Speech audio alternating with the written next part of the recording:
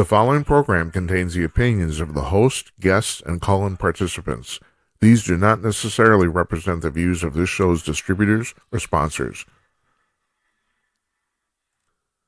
This program may contain obscene, profane, or otherwise objectionable language. Viewer discretion is advised.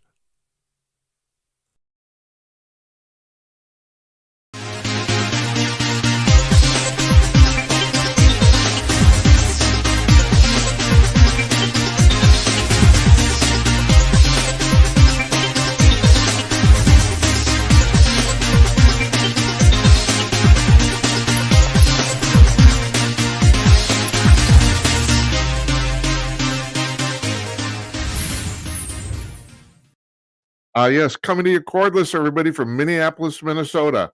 It's 11 p.m. on the East Coast of the United States. It's 8 p.m. on the West Coast, 2 o'clock in the afternoon at the Sydney Opera House, and 10 p.m. Central Time, where I'm sitting here in Elon Omar's district in Northeast Minneapolis. It's Monday, March 25th, 2024, and this is our 100th show. We made it.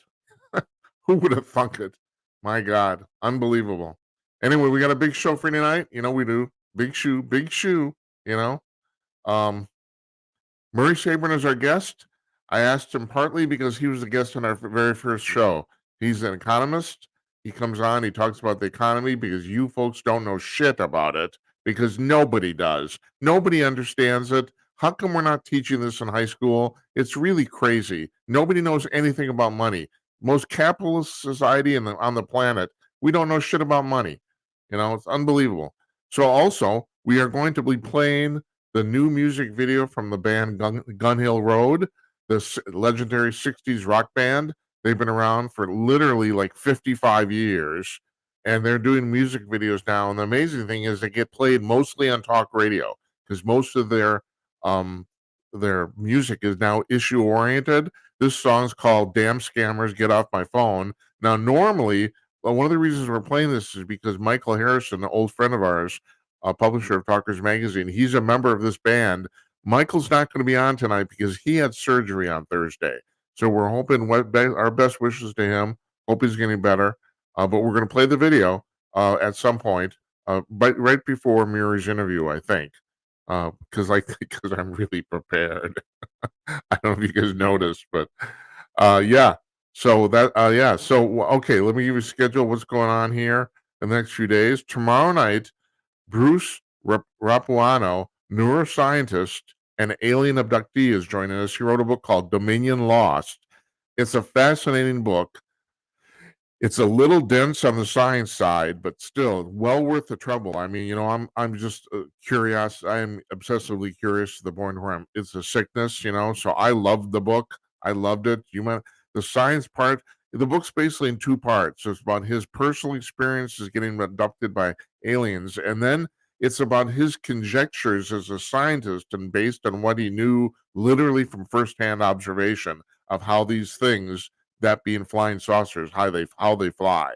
So, and that part I found that part absolutely fascinating. And kudos to him. I mean, this sounds like a backhanded compliment, but it's not. He made the subject about as simple as you can make it, even though he's talking about quantum physics.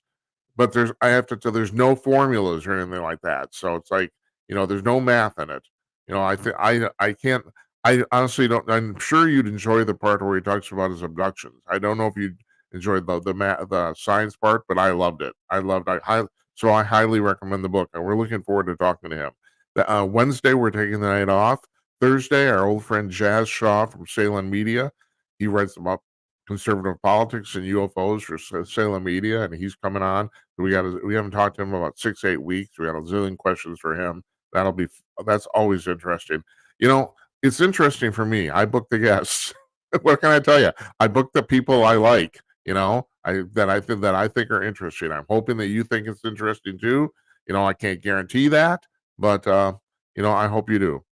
So, yeah, that's Thursday. We don't do Fridays here. Monday, it's our month in review panel. That would be Tim Conaway, Don Zero, and Larry Newman, and we shoot the shit for an hour because we're old men and we're not meeting at the coffee shop. I guess I don't know. You know, it's like, but we're going to talk about the news from the last month, And then we're taking the rest of this week off to that week, Tuesday, Wednesday, and Thursday, the 2nd through the 4th of April. Now, here's the reason we're doing that. And that is, okay, 100th show, we sent out a press release, I got some calls here. It's kind of nice for the people calling. We're upgrading our studio. We're putting in a new camera and new lights. And so it's going to take us a few days to tune, especially the lights. Those of you who've been watching the show from the beginning, I spent 2-3 weeks tuning the lights before we started in August, and we still spent a month after that fucking around with them. It's like it was just unbelievable. Now finally we got it, and you're thinking, well, Jim, why are you changing? Well, the thing is, I understand the process a lot better now, so I bought better cameras and better lights, and we're installing them. It's going to take me a few days to tune them up. It is. This is what I'm trying to avoid. I don't want to work my makeup on camera now because this is a static shot. We got one camera here. I'm not moving around a lot. And also this camera, the autofocus is a lot better. The colors are a lot better. I should be able to get by without wearing makeup. I don't want to wear makeup. I've done television before, like real television, not like this, not fake television. But the single biggest pain in the ass about the whole thing is wearing makeup. Maybe that's because I'm a guy. I'm not used to wearing makeup. I don't like it. I just don't like it. I don't like the way it feels. I know that it makes you look better on camera. I understand that. And that's kind of the primary difference between radio and television. So in radio, you put up a bunch of mics. Nobody gives a shit about what anything looks like. And because of that, radio seems like a real experience. Television, you have to make it fake to make it look real. I mean, it's really weird. If you saw me in my television makeup, I look hideous. It's like the old thing from Seinfeld. Like the Kramer says, Jerry, I'm hideous. Yeah, I am. But on camera, I look great. I'm sure that you say the same thing about everybody at Fox News and MSNBC too. They put their makeup on, and if you saw them off camera with the makeup on, they look bizarre. They look like clowns. And of course, the people at MSNBC, they are clowns. And I have some news about that. I'm gonna get to in a second. But yeah, I don't want to wear makeup. I just don't. So we're gonna tune this up. I mean, so far so good. I get a shout out to my hairstylist, Brittany Shears. Cut my hair on Saturday. Makes me look pretty. I'm way prettier. You may think, well, I don't look that pretty, but Jim, you should see me off camera. Oh man, no, she doesn't have a lot to work with. So our thanks go out to her. We're putting up a new end card this coming week too, with her, and we're giving her a little credit because she deserves it. Because my God, like trying to make this look good. Holy shit. All right, so we're taking calls all night long. Now, I shouldn't say that. I got to qualify that. We did Murray's interview this afternoon. Now, normally he comes on live, but he didn't today. One of the reasons is because he gave a very important speech at the Mises Institute, which is an economics forum at Auburn University on Saturday night, or Saturday. No, I'm sorry, Saturday morning. Saturday morning. So this is a big deal for him. Kudos to him. He's one of the foremost economists in the United States. We're lucky to have him on. And I have to say, I really do have to say this. At 100 shows, when it comes to guests, we're batting way beyond our pay grade. I mean, I don't know why some of these people come on. I'm really glad they do. I asked them. Very few people that I invite on the show say no. I'm quite shocked. I don't know if that's just word gets out that we treat people well. I don't know. I really don't know. But yeah, we've had very, very good luck getting guests. So, and also now this wasn't on the rundown because it's 3 weeks from now. But on April 22nd, we have Kathleen Martin coming on. She's the niece of Betty Hill, of Betty and Barney Hill fame, from 1961, basically the first documented alien abduction, at least in the United States. Not really, but more or less. It was the first one to get a lot of attention. They didn't want any attention, Betty and Barney Hill. As a matter of fact, the reason it got attention is because in their psychiatrist's office, a secretary leaked the story to the press in Boston, and they weren't looking for publicity at all. Matter of fact, they hated it, but it happened. The whole thing blew up. There was some corroborating physical evidence about the fact they were abducted. There were weird stains on Betty's torn dress and weird marks on their car. And the really weird thing, and we'll talk with Betty about this too, the thing that Stan Friedman says was the smoking gun of ufology, and that is Betty asked the aliens where they were from, and they showed her a map, and she drew the map, and it turned out that that map was real and accurate, except in 1961, nobody knew where the Zeta Reticuli star complex was. And the fact that she knew and nobody else on the planet knew, Stan Friedman said that's proof that she was abducted. And I gotta admit, I agree. I don't think you can't argue with it. That's what I think. Even though there's all sorts of people who have been tried to discount the story, I don't think they can. We have a call here, and I think I know who this is. I recognize the phone number. Hi, is this Jeff? It is. Hey, congratulations, Jeff Meyer, our sponsor, publisher and CEO of Conk News. How you doing, Jeff? I'm doing well. 100 shows. 100 shows. I know. Who would have freaking thought it? Unbelievable. Yeah, but I was trying to remember because you kind of look like you could be 100, but then I'm like, no, his mom's 100. Yes, that's right. Yes, mother is 100. I am not. Yeah, that's true. That's true. What's going on in Conk world? You sound tired, man. Are you? No, I'd been reading some stuff. Jazz Shaw's had some really good stuff that makes it onto Conk in the last couple of weeks. Yes, he has. I know. A lot of stuff. Yeah. A lot of weird news going on out there. I know. He's coming on Thursday. I'm looking forward to talking to him. But I'm glad you brought that up. Those guys, I gotta admit, I really love Hot Air. I really do. It's like those people, they know what they're doing, Yeah.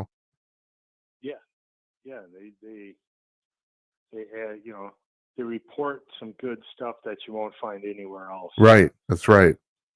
And Conk, of course, Conk runs it, And matter of fact, while you're on hey, I have your commercial queued up. Let's just do it right now. Here's the front page. Are you watching, Jeff? I am not. I'm on okay. Myself. That's okay. Yeah. So here's the front page of Conk News. Now this is in real time, and Conk is our sponsor, and so this updates every 3 hours, every single day, 8 times a day. And let me see, what do we got here in the second? The type's a little small for me on my monitor. President Trump posts Bible verses and prayers to Truth Social, and of course he did because he made $4 billion today. As a matter of fact, I don't know if you heard this, Jeff, but supposedly the sale of Truth Social is going to put him among the top 500 richest people on Earth. Yeah, it's all going to work out, isn't it? Yes, it does seem that way, doesn't it? Yeah. Yes. Yep. What the New York Appellate Court said, 450 million. Let's bring her down to 176 million. Yeah. And if you stop and think about it, though, considering the quote unquote crime, that's still terrible, outrageous, but it's way better than what it was, Yeah. Well, and the thing is, the ridiculousness is coming to the surface. Look at NBC News. Their employees are bitching about another employee hire. Yeah. And no one's saying anything about like discrimination. They're going to implode on their own, and they're all afraid of some woman named Ronna McDaniels. I know. There's another thing that happened today. And this was on my rundown too, about the fact that they cut Donald Trump off because he said an obvious falsehood that Biden was coordinating all these court things behind the scenes. And I'm thinking, how do they know that's false? They're not giving them any, it's like, all right, so, but Trump has an opinion, and that's fine, but they're saying, no, it's a fact. Biden did not do this. They don't know that. It's bullshit. Yeah. It's just like me being an election denier. I have evidence that they screwed with the 2020 election, but I don't have any proof, and I've always admitted it. I don't have any proof. I don't. They don't have any proof that he's not doing it, and they said so anyway. What the hell? Just really pisses me off. Anyway, Conk is at conk.com, CONK.com. This is a completely free service. So The pictures are from the articles. The headlines are not rewritten. And you click on one of these things, there's no interstitial pages. You go directly to the story. They get news from 75 different news sources every 3 hours. If you're a news junkie, I keep saying this is a sexual experience, but it is. It is for me because I'm easy. Yeah, you get to stay on at one site and just bounce around to all the freshest articles. Yeah, and you can spend 2-3 hours going through this. I mean, and then it changes all 3 hours. Well, not most of it changes every 3 hours. All the old news gets pushed to the bottom, but yeah. Correct. Yep. It just rolls just like news is a commodity. So it's got a born on date that goes bad and it rolls to the bottom. Yeah. Hey, Jeff, thanks for calling in. I really appreciate it. You got it. Thank you, Jim. Congratulations. Hey, thank you. And thanks. Come on next week. Thanks for sponsoring us. Yeah, and you'll be on. Yeah, you're coming on. Yeah, you'll be on in 2 weeks, right? 2 weeks. Yeah, right. Yeah. Okay. You take care, man. Congratulations. Thank you. Thanks. Thank you. We'll see you soon. Bye. Good night. Bye-bye. That's Jeff Meyer. He's the CEO and publisher of Conk News, our sponsor. That's really nice for him to call in. Really nice. Really appreciate it. So, and I want to play you something else here too. Our longtime caller, David from San Francisco, sent us a voicemail today. Now, you could do this too, and I was going to get around to telling you this. This is how you call into the show. We were just talking about this when Jeff called. Okay, there's 3 ways. First of all, you can call in with your webcam. We're the first talk show in America. I'm not kidding. I didn't make this up. Talkers Magazine said this. We're the first talk show in America that lets people call in with a video with their cameras. So what you do is you go to, you see this URL right down the bottom of the screen here? Gemini.com/call. You go to that web page. I know this sounds weird. I know, because you usually don't use the web to call in to send your webcam play. But trust me, this works really slick. You go to that web page. There's a big blue button at the top of the screen. You press that. You end up in a preview screen. You get to check your camera and mic, and then you hit join at the bottom, and you're in the queue. It's super simple. It's easier than making a FaceTime call. I'm not kidding. It really is. The other way you can call in is the way Jeff just did. You can call in via audio, and that's right here. That number is 563-999-3435. You point your cell phone to that number, and you end up in a queue here, and that's just like Jeff did. It was audio only. And then we can send us a text in real time to 408-458-5088. And I get those on the screen off to my left here. Also, and this is what happened this afternoon. This is what David did. You can call. Well, first of all, we'll get those texts 24/7. But I do get them. I check them while we're in real time, while we're on the air. And you can call that number and leave a voicemail message, 30 seconds. And this is what David did. And I'm going to play his. He's a longtime caller here. It goes back to when I did podcasts and radio shows for Conk News. And so we're gonna put his. Here's his. Hi, Jim. This is David from San Francisco. I won't be able to call you tonight live because I'm not available, but I wanted to send you this message. Congratulations on the 100th show, and thank you for inviting me also. And I hope all is well. And I remember the days on Rumble, because I only watch you on Rumble. You had 13 followers. Now you have over 1,300, so that's wonderful, wonderful growth. Again, I hope as well. I hope you do good, and it's my pleasure listening to you, and keep up all the good work. Thank you very much, Jim. Have a good show. Bye-bye. Thank you, David. That was very kind of you. Really appreciate it. And actually, I look, I don't know how you figure this. We actually have 2,000 followers on Rumble, but 13 of them, 1,300 are following the page, our channel page, and 700 are following my personal profile. The only thing I do in Rumble is this show. So and the weird thing is I can't even figure out how you follow a person on Rumble, but people know how to do it. I can't figure it out. I mean, it's easy to follow a channel. You just go to the channel and hit the follow button. But I can't figure out how you. My profile is not. I don't see how you follow it. But anyway, people know how to do that. So I say we have 2,000 followers, and I think that's probably accurate. Because some people are following different things, but it's all the same. So that's what we got going on here. So thanks for David for calling. Really appreciate that. So yeah, you can call in anytime tonight. We're gonna be playing Murray's interview in about a half an hour. Then we got a C block here. If you've never watched the show before, that's what it's basically in 3 parts. I do like a monologue. I talk, usually about news, pretty much about news. We have a guest. Usually, it's an interview. Well, no, yeah, it is an interview, but I mean, usually it's either live or on tape because we're so late at night, and especially on the East Coast. People don't want to come on that late, so I give people the option of a tape in the afternoon, and then we do basically a C block where I talk about weird shit. And we have another call. Hold on. Hello, who's this? Well, hi there, Jim.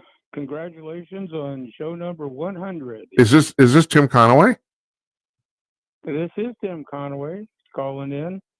That kind of. Congratulations on this show. Thank you. I don't. Talking to you I get kind of like tingling in my loins, kind of.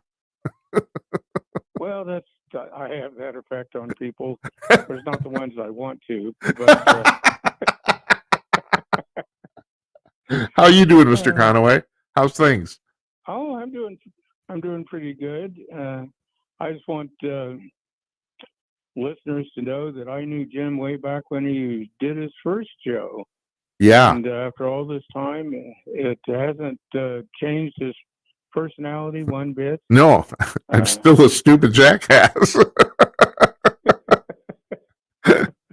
Yeah, that was a good 4 years ago, I think, that we started doing this.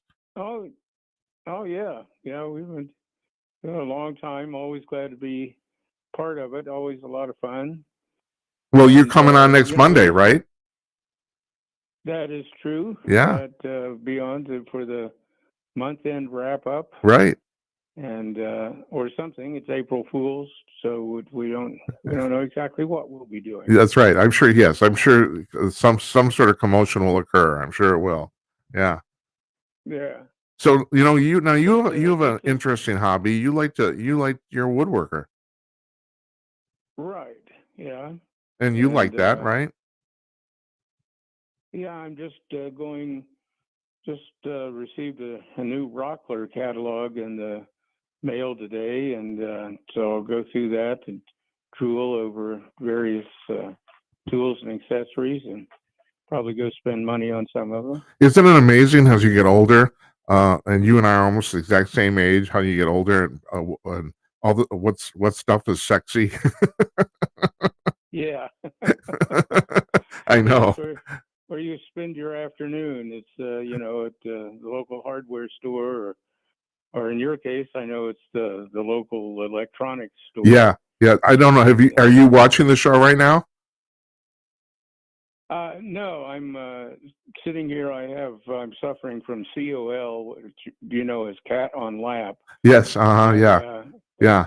Well, the reason I mentioned is because before you called in, I was talking about the fact that on our week off, we're changing the camera and lights here in our studio, and because you're right, because I was drooling over equipment.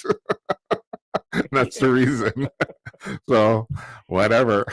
Yeah, it's easy to do. That's another area. Photography is another area that I spend money on.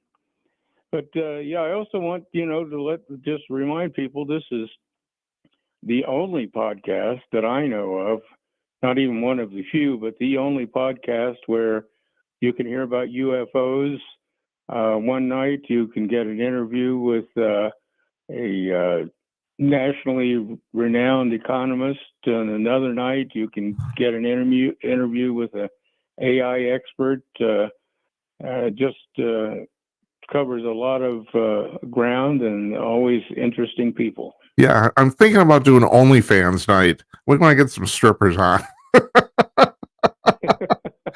Why not? It's like, going for broke. Hey, I know who's watching this. I don't think a lot of women are watching this, but whatever. Yeah,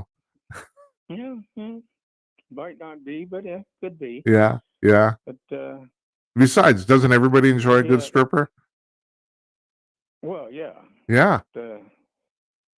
Well, not children. And well, no. What? But No, yeah, you no. know, they. Oh, I put you on the spot. But Sorry about that. well, we're all adults at the late night entertainment. Yeah, that's true. We are. Well, and besides, you go on with Don Zorro, so there's nothing more obscene than that. So, hey Tim, thanks for And the calling. I Don really Zorro appreciate joke it. book. What did you say? Oh, sure, and like I said, the Don Zorro joke book. Oh, adult friendly. yes, yes. Where does he get that stuff? Holy shit! Oh my God.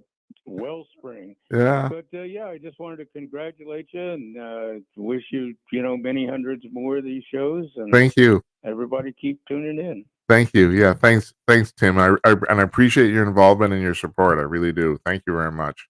Thank you. Oh, you bet. So we'll see you on Monday, on Monday's show. I already Yeah. promoted it. So yeah, we will be there, and we will recap this past month's events, and as only we can. yeah, that's right. That's right. All right, Tim. You have a nice evening. Okay. All right, take care, Jim. Thank you. Appreciate it. Bye bye. Bye now. That's Tim Conaway. He's part of our month in review panel. And yeah, so Tim and I go back a long way. I mean, I did about my recent work history is I was the editor in chief of Conch News, their sponsor, for 3 years before I started this. And in that 3-year time at Conch News, we did about 400 radio shows and podcasts, about 2 every week, roughly. And so so Tim's goes back with me a long way, and I appreciate this. And he's got a really interesting history, and I tease him about this, but this is really true. Well, he edited over the course of his career as a journalist. He edited about over a dozen magazines. But his claim to fame, and this is legit. I'm not making this up. He was the executive editor of Hustler magazine during the 80s and 90s, at the time of the height of its popularity. So that's what he did, and that basically made his career. I know you're probably thinking, well, it's Hustler, but still, that magazine flourished under his leadership, and that basically set his career up for he was the editor of Muscle and Fitness, all sorts of, about a dozen different magazines after that. So over a 40-year career. So the guy's really accomplished, and was talking about photography. I know his little secret is that he's an absolutely excellent live television director, because he's directed several shows I've done. So that's another way I know him too. Anyway, yeah. So just a very, very talented man. I'm lucky to know him. I know a lot of very talented people, and I make fun of Don Zorro, but Don Zorro's a talented guy too. And then Larry Newman's part of that. He's the fourth guy in the foursome of the month in review panel. So Larry is both a bail bondsman by profession and also a certified. It sounds like I'm going to say certified crazy. No, he's a certified Bigfoot investigator for the Bigfoot Field Research Organization, which is like the MUFON of Bigfoot in the United States. And he got started on that. I find this fascinating. They asked him to do it because of his police background. He was a police investigator, and he did not believe in Bigfoot. But he said, well, that's not the point here. We're actually investigating and trying to find evidence that Bigfoot is real. So he said, I don't have to believe this or not. He said, until one night in the Ozarks, in the middle of the night, he said he watched a family of Bigfoot, a mama bear, mama Bigfoot, papa Bigfoot, and a little baby Bigfoot, through an infrared camera for an hour. He did not see them with his naked eyes because it was pitch dark. And he watched them through an infrared camera for an hour, and he said after that he was basically sold on the fact Bigfoot is real. So he's going to be coming on Monday too. So, and he comes on sometimes. He does come on separately, and we talk about this stuff too. It's he's just a really fascinating guy. First of all, being in law enforcement, he has, as you might imagine, he has very, very strong feelings about especially what's going on right now in law enforcement in the United States, which is terrible. We're treating policemen like shit. I don't have to tell you, we just do. And then all the liberal cities wonder, well, why are all the policemen retiring? It's like, why are they quitting? Oh, geez, I wonder why. you treat them like crap. It's like, I mean, it's unbelievable. You know, I I I don't understand the stupidity that's going on in America right now. Now, Jeff Meyer touched on this, and this is on my rundown for tonight. Okay, so Trump had his bond today reduced from 540 to 175 million dollars. I just want to point out that 175 million dollars is still a shitload ton of money, you know, and this is for something, a crime where there was no victim. That's the other thing. There's no victim to this supposed fraud. Nobody lost any money. Nobody got screwed. Hell, the banks took the stand in his trial and said, "Oh, we'd love to do uh, business with Donald Trump again. It's fantastic. They've never lost a dime doing business with him, you know." And so he got fined $540 million. And the really weird thing is, supposedly, New York State is the only state in the union where you have to post the bond before you can file an appeal. This was not done for Donald Trump. This has been this way for quite a while. So to appeal your case, you have to post the bond ahead of time. So he supposedly had to come up with $540 million just to file an appeal. So they got around that, and the deadline was today, but they got around that by appealing to a federal court that this was, again, it was unconstitutional, and it is. And the court agreed. Excuse me. It basically goes under the Eighth Amendment of excessive fines. The Eighth Amendment says you cannot charge somebody an excessive fine. The Eighth Amendment is the same amendment that talks about cruel and unusual punishment, which everyone's, you know, familiar with that phrase, but it's actually in the Eighth Amendment, and it explicitly says in the Eighth Amendment you can't charge somebody an unreasonable. I think the word's an excessive fine. Now, you have no victim in this supposed case, and usually the fine, the fine is set by how much as a penalty based on how much you screwed people out of. So technically, since nobody got screwed, the fine should have been zero. You got that? All right, so this is nuts. So the thing is, so they went to federal court today, and they got the fine reduced. So they and now Trump says, I've been following this. I'm assuming he's telling the truth there. Trump says this is the fifth time in a row that Engeron, the judge, has been overruled in this case. It's probably going to get thrown out altogether. But he has to post the fine just to go to appeals court, you know? So, and this is the other thing. I mean, it's so obviously dirty. Letitia James actually campaigned on getting rid of Trump, and Engeron valued Margaret Mar-a-Lago at $18 million until Trump had to come up with the fine, and then he said, "Well, you could sell Margaret Mar-a-Lago, you could sell it for $400-500 million," and that's actually way under its value. I mean, Trump says it's valued at about 1.6 billion. I'm guessing on the market it probably get about $1 billion, but it would get $1 billion, you know. And these people are crazy. So Trump gives an impromptu, and you're thinking, well, Jim, you're on a tear here about the justice system. Actually, no. This is all leading up to. I'm actually talking about the media here, because what happened is after this Trump left court and the appellate court ruled that the fine was reduced, he gave essentially an impromptu press conference on the at 40 Wall Street, a building he owns. It's actually a very famous building. That is called the Trump Building. Of course it is. He named it, you know, but it's 40 Wall Street is a very famous building. He owns it. And so he's giving in the lobby there, he's giving an impromptu press conference, and he's talking about the fact that the Biden administration is coordinating all of these lawsuits and these trials that he's going through, that this was arranged in advance, and there is some evidence to indicate that, because, like, for example, Nathan Wade, Fannie Willis's lover, or Fawny, or whatever the hell her name is, the guy she hired, she was stuffing and paying an exorbitant fee, and then they had to fire her. They had to fire him because of the relationship.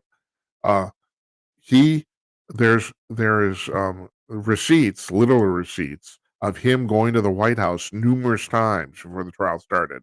And normally, this person would not have any business at the White House. Normally, they wouldn't. But here's the amazing thing. So MSNBC is covering this impromptu press conference, and they cut it off because when he started talking about Biden coordinating all these trials, and the anchor on CNN said this is an obvious falsehood and Mr. Trump is lying. And I'm looking at this and I'm thinking, no, it's not. It's not. It may be a falsehood, but it's not obvious. You haven't given us any evidence that this is wrong. You just made an assumption that he's lying. And to a reasonable person, it appears that he isn't. I mean, yeah, maybe that isn't true. I'm not saying it is. I don't have any evidence either. But a reasonable person could conclude that this is being coordinated. So, okay, you don't, Trump doesn't have any proof either. Probably, I don't know. Maybe he knows from behind the scenes, but he can't prove it. I don't know. But this guy on MSNBC, he doesn't have any proof that it isn't. I mean, and this goes to my thing. I've been talking about this for 3 freaking years about the fact, I'm an election denier. I actually think there was some cheating in the 2020 election. And I've said I don't have any proof. I don't. I've always said that. I always qualified this. I have no proof at all. But I have evidence. And my evidence is unusual, but it's particular to my personal experience. I've been in the entertainment business most of my life. And because of that, I've dealt with crowds and audiences. So this is what happened in 2020. I've said this before, but I'm going to repeat this because it's really pertinent to what's going on here with this MSNBC thing. In 2020, other than one campaign stop that Biden made 5 days before the election in Pennsylvania, where he drew 900 people, that entire campaign, all of 2020, Joe Biden never drew more than 200 people to any campaign event. And it usually was way less than that. It was like 100. It was so, this sounds counterintuitive, but bear with me here. It was so little that people couldn't be counted because in many instances, the press and his staff there were just so many people there as the public. So you got this. Well, I don't know how many events they did, 50, 70, I have no idea. He didn't draw, with one exception, he didn't draw more than 200 people at any event. Now, conversely, Trump, and this is not an exaggeration, drew an average of 20,000 people to every campaign event he did, which, he calls them rallies, and they are rallies because so many people showed up, and they're still rallies, So my thing is, they're saying that Biden got 81 million votes, but to my mind, that doesn't rectify at all with the number of people that showed up to see him. That should be that, and the thing is, and I know this, and people say, and even my friend Tim Conaway just called, he talks about this, about the fact that he's an election judge here in Minnesota. He says, Jim, you have to understand, people didn't vote for Biden, they voted against Trump. But my response to that is, everybody? 97% of the people voted against Trump, because if you go by this, and this is still going on. We got a call here. I'm going to take this number I do not recognize. Hello, who's this? Hello, am I on air? Yes. Hey, Dmitry. Oh my God. Dmitry. Oh, it's Putin. It's President Vladimir Putin. Holy shit. This is fantastic. I called to wish you 100-year anniversary of your radio show. Yes, 100 years. That's right. I want you to call me when I celebrate my 100-year rule over Soviet Russia. And you will, won't you? That's right. Oh my God, President Putin. President, it's a long time to be having radio show. Thank you, President Putin. I really appreciate it. What's it like on your end? What are you doing lately? No. I'm very busy right now. I just want to call this evening all about you and all about your accomplishments over 100 years. Oh man, yeah, 100 years. Yeah, wow, that's fantastic. That's terrific. Yeah, well, yeah. I don't. unlike you, I don't have any, tanks or any of that sort of stuff, but, I got my damn good looks. I have question for you. Yes. To what do you attribute to your accomplishment of such a great feat? Just sticking to it. It's just plowing forward, man. 4 shows a week, it's like we're just going on and on, but we're lucky we have people Well, like you who call have, in. Not everybody gets a call from we the too by have the what you call a daily grind in Russia. Yes, yes, it's true. Yes, right, yeah. No, we're to lucky. push forward. I don't. You're not calling into the Today Show. You're calling here. So, you know. By the way, Special friend, Dimitri. I just want to wish you a happy anniversary and success on your radio program, and congratulations. I appreciate that, President Putin. Now we have to have another interview with you again, where maybe you have another different lunchbox this time. Oh yes, there's no more Putin. That's right. No Putin. Yeah. And next time it will be sack of potatoes. Yes, it will, won't it? That's funny. Well, I must go. I have lots to do in country, lots of you read news, lots of things going on right now. But again, I called to wish you many congratulations and congratulations on 100 years in radio. People to go, people to see, places to go, things to do. Yeah, you do. Well, thank you, President Putin. I really appreciate you calling. I really appreciate it a lot. Thank you very much. We'll talk to you soon. Okay. Yep. До свидания. Yeah. Yes. Bye-bye. Oh, that doesn't happen every day. That's Vladimir Putin, the president of Russia. He's calling in. Holy shit. That's pretty cool. We interviewed him once. And we're going to post I should have this up by Monday for sure, if not sooner. Next Monday. We're posting, we put together a little highlight reel, 10 minutes from the show of our first 100 shows, and he's on it. So, and you have to watch it because he's talking about his lunchbox. That's what I was referring to there. So I'm not going to blow the joke, but it was pretty funny. Yeah, he's pretty good. All right. So where was I here? I was talking about, okay. So I was talking about the people who are watching, who are going to Joe Biden's rallies. Now, this didn't change after he became president. I'm just going to go through this. People forget this, that supposedly this is a supposed reason. It's bullshit that because of COVID, they didn't let anybody into his inauguration. But the fact is, and this is not me talking, this is the New York Times. It was buried in the Times, but it was in there, that 2 weeks before the inaugural, they only gotten 1,600 requests for tickets. And you can get a maximum of 4 tickets for every request. That's less than 8,000 people.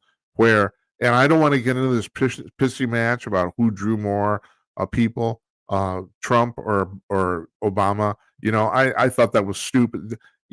Trump should never even brought that up. But the fact is, they each drew at least 100,000 people, each minimum 100,000 people, and here they had 8,000 tickets to see Biden. And since then, I mean, this is still going on. If you've been watching these supposed quote unquote campaign stops Biden's been doing the last few weeks, he doesn't get more than 50 people at every one. He's a president of the United States. And I think they try to make it look like that these people are invited. I don't think they are. I do know when he's done public speeches in the past, like at Ohio State University, about 35 people showed up. He did one public event in Lancaster, Louisiana in October of 21, the first year of his presidency, where literally nobody showed up. Nobody showed up to see the president of the United States. So I do not buy the fact that he got 81 million votes. I just don't. But the reason I'm bringing that up is because I don't have any proof that the election was cheated. I don't, and I admit it. This is all conjecture on my part. So that's my evidence. I have evidence, but I have no proof, right? So you look at the guy who's talking on MSNBC today. I don't know his name, just a fucking moron.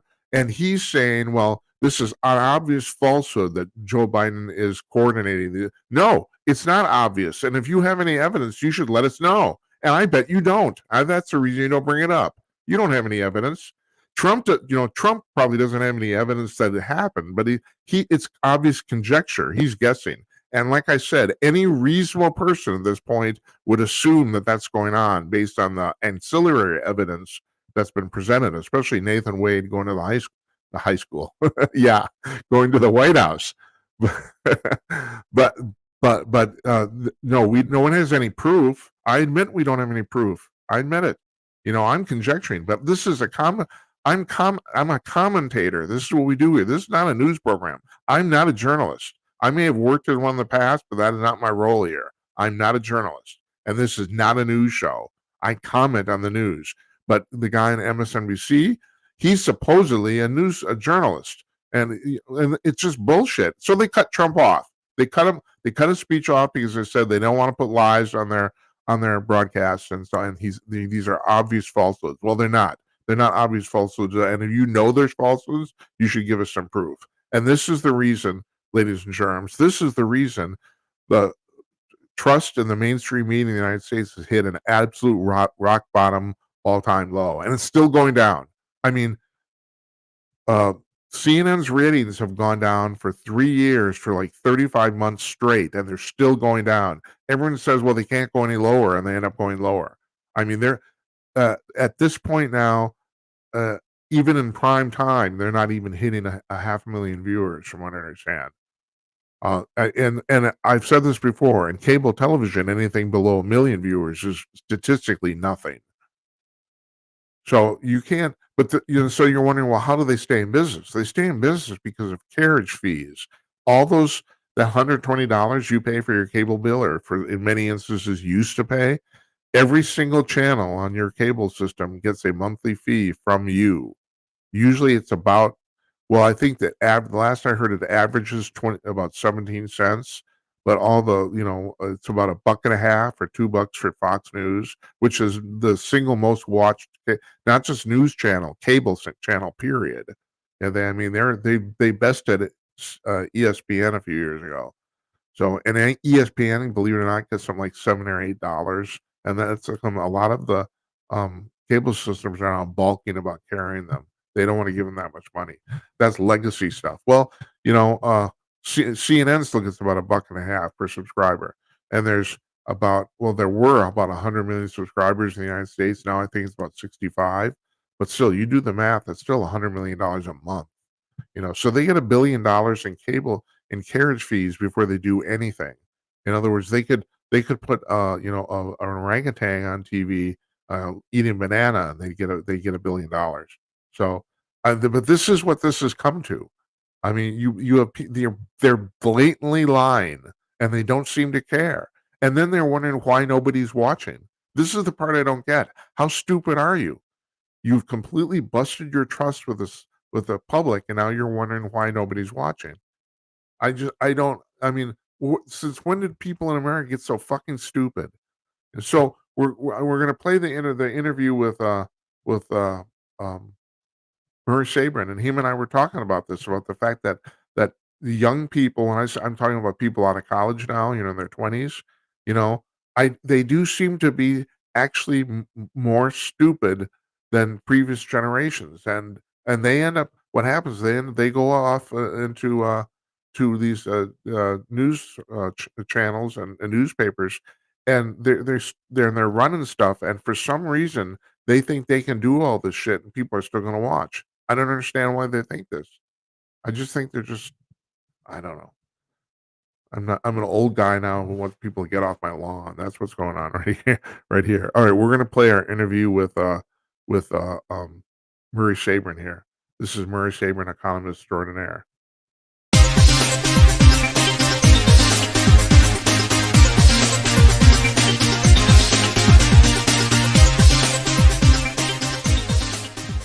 Joining us from his home in Florida. Yeah. Oh, Jesus, Murray, you're in Naples, right?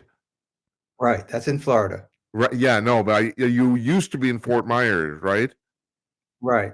Yeah, so I got it straight. Good, that's good. Murray Sabrin, economist extraordinaire. And a hi.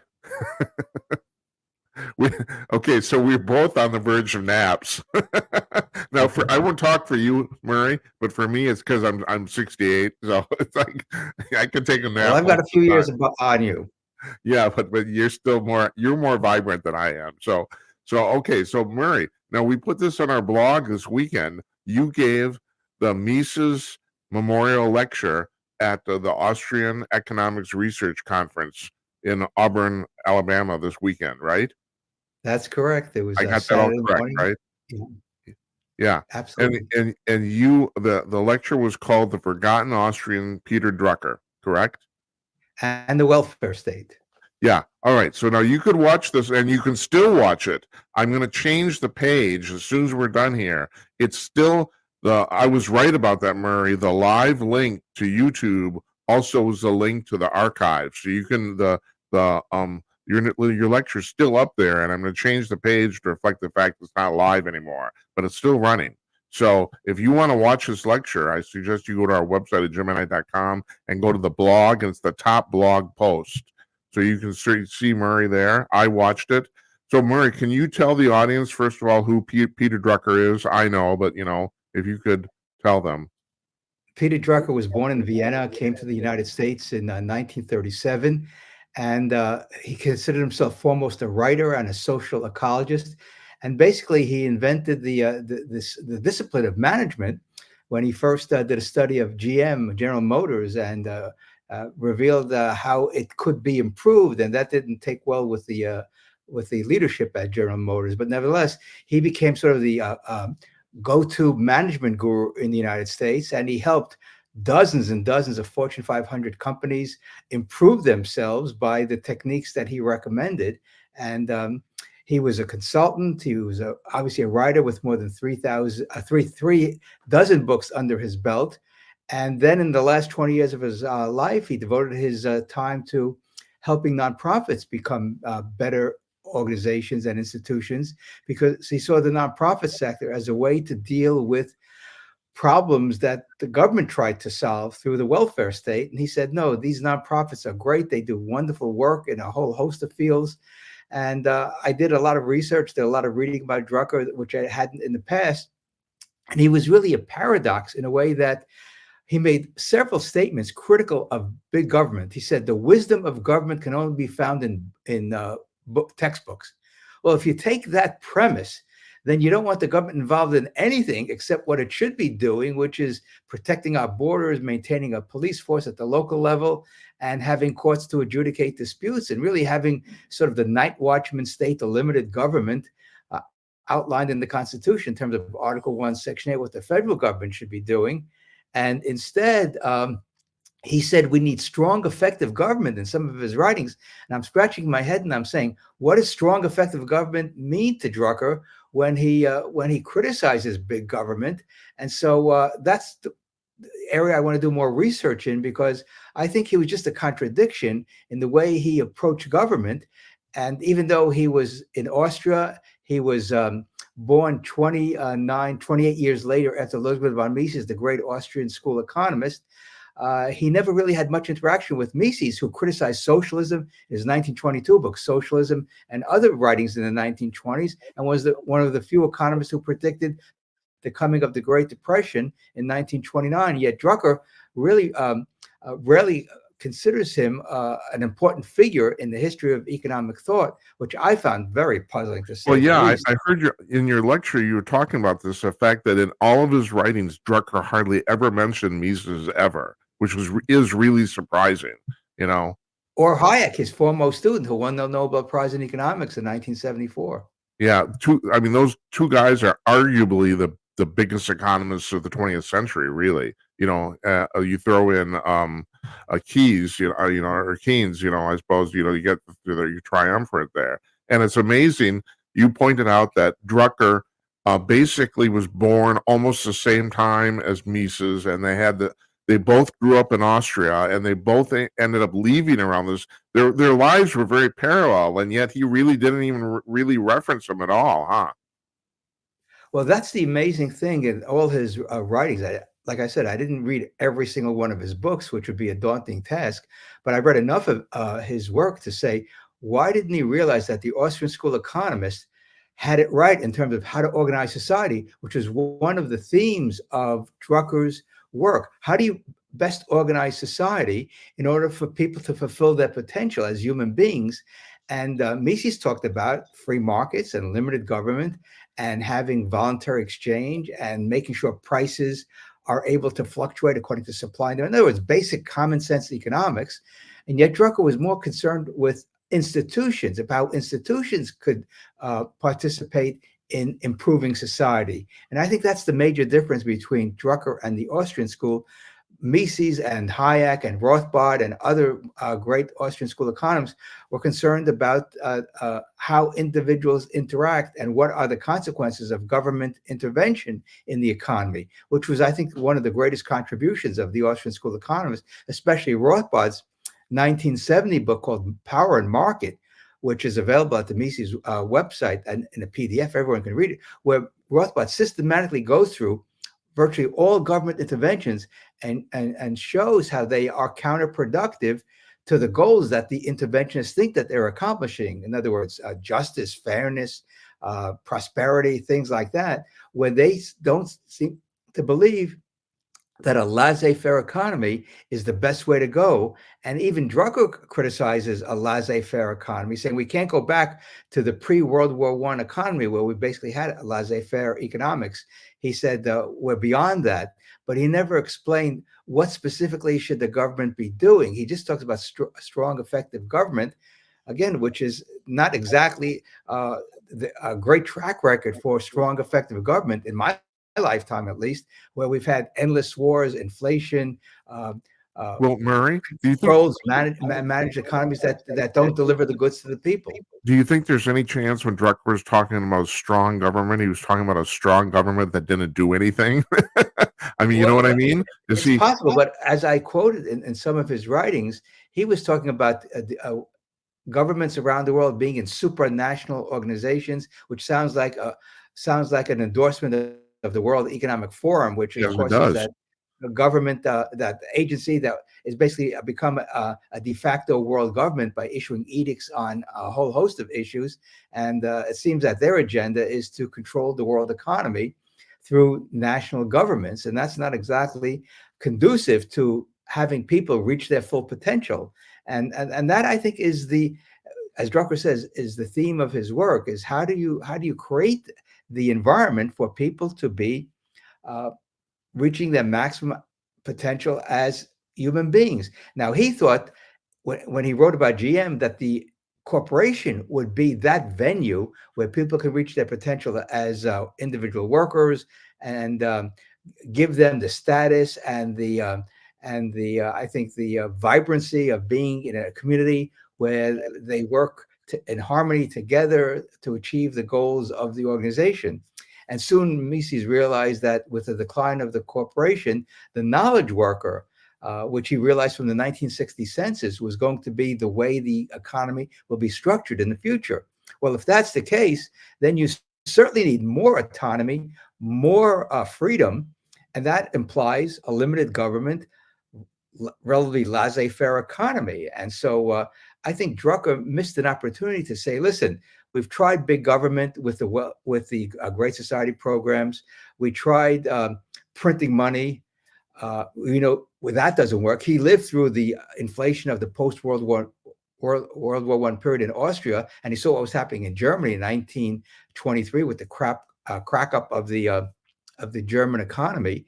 And so he was well aware of how governments can destroy economies and the currency and lead to mass poverty. In fact, he was quoted as saying, there are only two things governments do well: print money and war. So if that's your worldview of the nature of government, then the last thing you want to do is have strong government, because it will lead inevitably to inflation, which we've had incessantly since the Federal Reserve was created, and it will lead to endless wars, as we've had since the end of since the beginning, since 1914 with World War I. We've had World War I, World War II, and then for the United States, all these undeclared wars since then. So for Drucker to look at the landscape being the social ecology that he was interested in writing about, he should have come to the conclusion, yes, Mises was right. Socialism sucks, which is, to put it bluntly, Yeah. collectivism doesn't work. It leads to fascism and totalitarianism.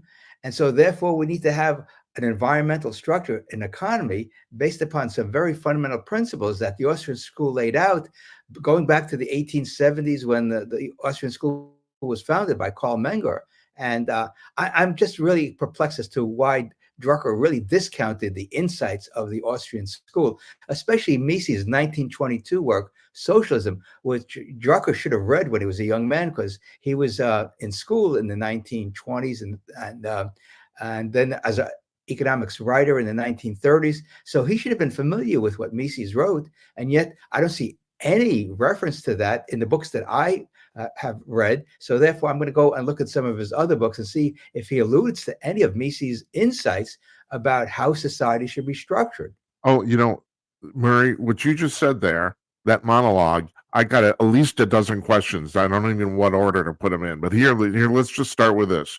So somebody at your conference, I think this was a question, I don't think it was actually part of your speech, asked why were there so many intellectuals gathered in Europe, especially in Austria and Germany in the early part of the 20th century. Now, I have a parallel to this. I went to music school, and I had studied the history of Western music with a guy named Franklin Summer, who was a very famous singer at the Metropolitan Opera. And I'm in the class with him, and we're talking about Beethoven. And Beethoven's 30 years old in 1800, and he's all of a sudden he's emerging as a premier composer in Europe. And I just happened to ask Dr. Summers, I said, how many people lived in Vienna in 1800? And he said, that's a really good question. I will get back to you in the next class. And he did. He started the next class off with this, Jim, you asked how many people lived in Vienna in 1800, and the answer was 55,000 people. And so the reason I brought that up is because I am wondering, is there some correlation to intellectuals working and living in an environment with a certain number of people, not too many, not too few, Goldilocks zone? Do you buy any of that? Just from my own observation, without any deep research into the topic, I think what we have here is the cluster effect. In other words, people get together, or people working individually, and they cultivate young people, and those young people then become strike out on their own. And you get, for example, in Austria, you had Karl Menger, whose student was Baumgartner, whose student was Mises. And then Mises had this private seminar in the 1920s. A lot of prominent economists developed their economic skills there. And so it is really about, quote, leaders, intellectual giants who are able to attract young people to them. And we saw this in the United States as well with the Mises Institute and Rothbard and other people from that generation, which is the generation who that was born in the 1920s and 30s, who then attract young people to them. I was one of them, reading Rothbard's work starting in the 1970s. And do you think this breaks down if there's too many people? That the social network that people need for any particular profession literally breaks down if there's too many people. Do you think there's anything to that? No, I think there are several things at work. Again, this is just a working hypothesis. I don't have any proof. Right. But I think what you have to remember what the world was like in the 19th century, the 18th century, and even in the early 20th century. There was no internet. There was no distractions. People had to think about issues. They communicated with each other. They wrote letters. They attended seminars. In other words, there was a lot of personal interaction. People were incredibly well read. When Drucker was in Frankfurt or Hamburg, he went to the library and read works in German, which is his native language, French, and English. I mean, how many young people can do that today? I mean, they can barely do English. So you can imagine people learning and reading works in 3 languages. Plus, they were conversant in Greek literature and other ancient literature. So young people at that in that period, if they were serious about the world around them, they were curious and they went to learn about Greek society, Roman society. And that's how you get some of these wonderful books that came out of that period, where people thought about psychology, economics, they thought about history, sociology, even though it may have not been a full discipline at the point at that time, the environment, geography, all these disciplines really came about to a certain extent, flowering in the 19th century, because you had these people who were incredibly curious about the world that they lived in and wanted to know what's the best way for human beings to work with each other harmoniously. They talked about government. What should be the structure of government? Is monarchy a good way? Is a democratic republic a good way to organize ourselves? And so, and what should be the international relations among nations? So they were thinking about a whole host of issues. And again, the 19th century was probably the longest period of world peace in centuries. And from that period came about the flowering of these great individuals. And I think one of the reasons it occurred is, since you didn't have these horrific wars like we had in the 20th century, a lot of young people who are going to have fulfilled lives and have breakthroughs in a whole host of subjects were able to live and pursue their dreams. They literally didn't die. Yeah. When Drucker went to Hamburg, he became a senior editor of a newspaper at age 20. How did that come about in 1929? Because he was born in 1909. It came about because the previous generation, many of them were killed during World War I. So there were openings for young men like Drucker, who was too young to fight in World War I. You were talking about, hold it. You were talking about communication. We have today endless communication. It's much easier, and yet I can make an argument here, and this is kind of a loaded question: quality versus quantity. Nowadays, people don't have time to think about anything, or at least they don't make the time. People don't read, Jim. People just don't read anymore. The classic books in whatever discipline they should be learning in school, and I think that's one of the sad realities of American education. It's all about gender and social justice and other topics that don't provide students with basic knowledge of the world they live in. As I mentioned in my talk, one of the greatest gifts I've received was a leather-bound atlas for my bar mitzvah in 1959, and it was just a great way of opening a young person like myself to the rest of the world, to see a map and say, here's these countries. What are these countries all about? So I was a history major and a geography minor, with a concentration in social studies education. And I think that gave me the impetus to really study hard as an undergraduate and a graduate student, which eventually led to my college career in 1985. And I think my students benefited from that. So you taught for almost 40 years. You've been retired now for what, 4? Am I right? Yes, 2020, yes. All right. Do you think the problem is, especially in college, we're not teaching people how to think? I mean, we have a whole generation of young people who seem to convince they're highly educated, but I think they're I hate to say it, I think they're morons, Well, the thing is, all you have to do is put a world map in front of students and ask them the name of the countries that are on the map, or even name the continents that are on the map, and then do a history quiz and see what they know about American history. And teaching the financial history of the United States, I got to see that students had a poor grasp of just basic American history. And so when you couple that with finance, they really got to see how our economy evolved over time through the lens of the financial institutions, the financial policies, the financial ups and downs of the economy with the banking panics in the 19th century, and then eventually the creation of the Federal Reserve, and what that entailed for the last 110 years. So that course to me was a great interdisciplinary course, because it was history, it was economics, it was finance, it was philosophy, it was public policy, and students got to see exactly what the world was like over the past 200 plus years. Well, you just touched on something that's my big beef, and this is, Murray, the reason I have you on regularly, and that is nobody in America knows anything about economics. I think it's disgusting.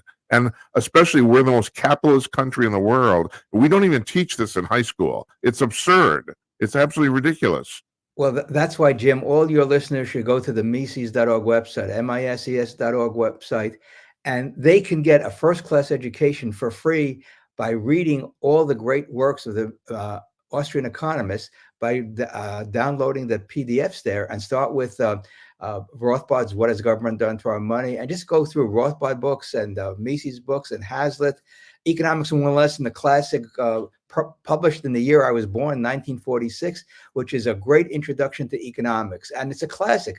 It's survived the test of time, as has Rothbard's "What Has Government Done to Our Money?" And all of Mises' books are just fabulous because they give people a perspective on how the world really works, and it integrates that with public policy of how these policies affect the economy, consumption, production, capital formation, the money supply, the gold standard, and this is why I've been a lifelong learner. I never stop learning. Every time I go to the Mises.org website, I learn more about economics than I have known in the past. And so the writers there are great. They're from all over the world, and they have tremendous insight, and they comment on current events. And so to me, this is heaven because I'm curious. I've always been curious about the world we live in, and people should take advantage of a website that has so much information, and they can pick and choose what And like you said, they're it's interested free. in. Almost all of it's free.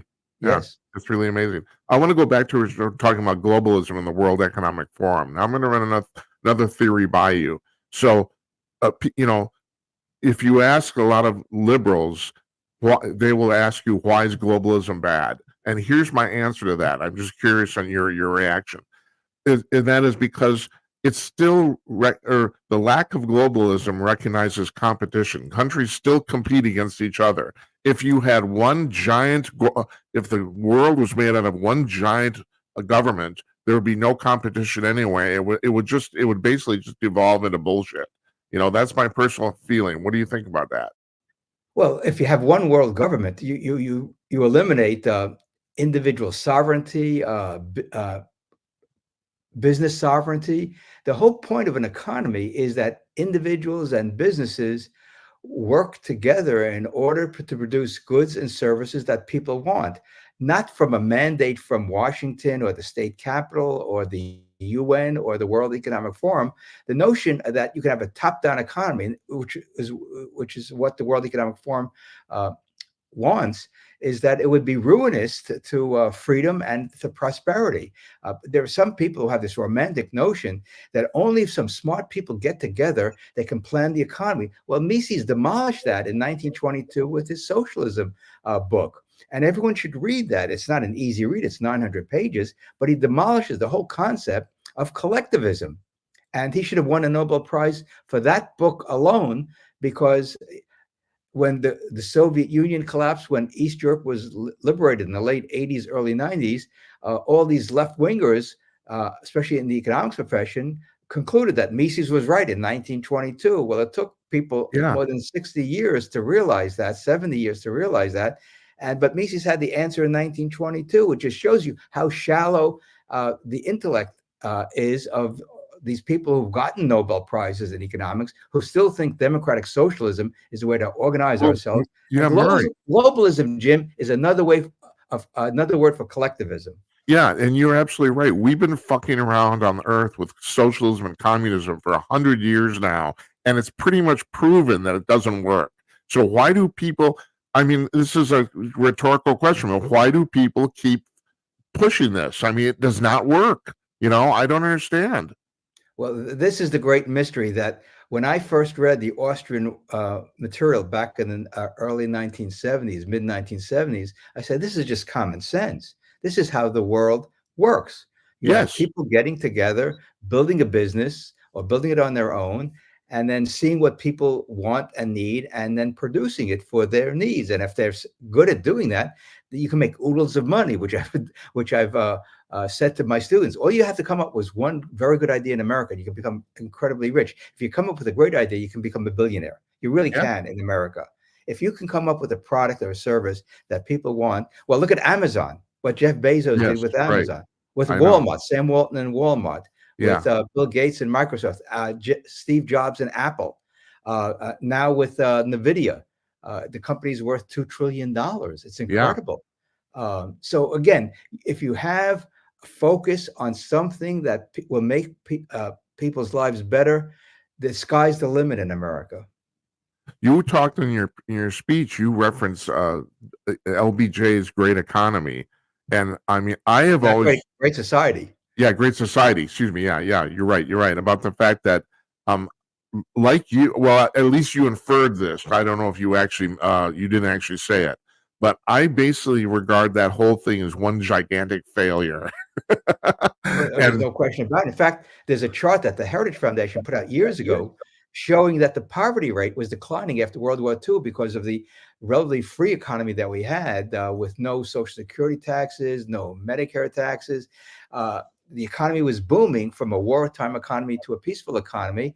And the poverty rate kept on declining from 30, 40% after World War II down to about 12, 14% in 65.